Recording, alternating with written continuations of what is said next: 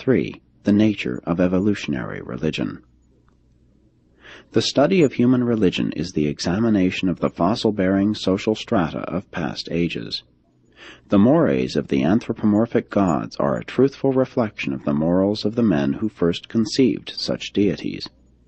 Ancient religions and mythology faithfully portray the beliefs and traditions of peoples long since lost in obscurity. These olden cult practices persist alongside newer economic customs and social evolutions and, of course, appear grossly inconsistent. The remnants of the cult present a true picture of the racial religions of the past. Always remember, the cults are formed not to discover truth, but rather to promulgate their creeds. Religion has always been largely a matter of rites, rituals, observances, ceremonies, and dogmas. It has usually become tainted with that persistently mischief-making error, the chosen people delusion.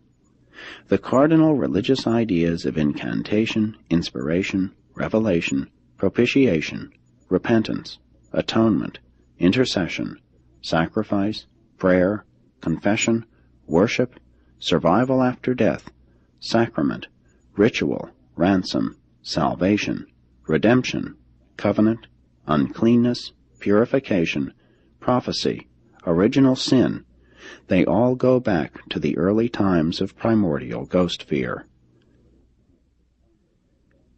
Primitive religion is nothing more nor less than the struggle for material existence extended to embrace existence beyond the grave.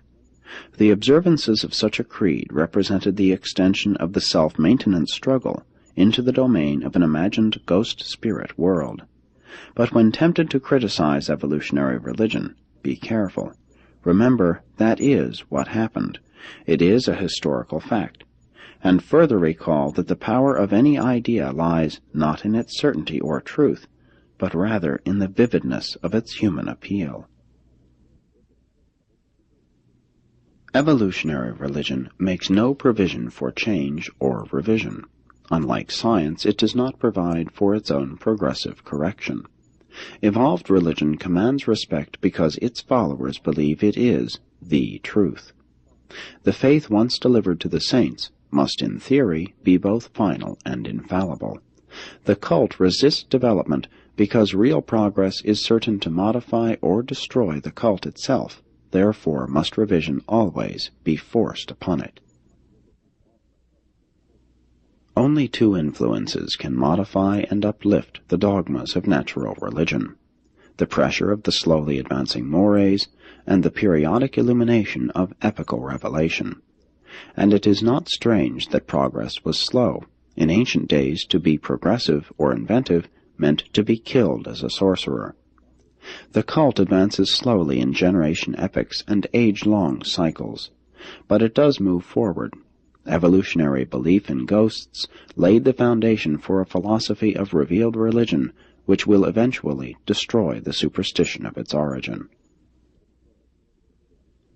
Religion has handicapped social development in many ways, but without religion there would have been no enduring morality nor ethics, no worthwhile civilization.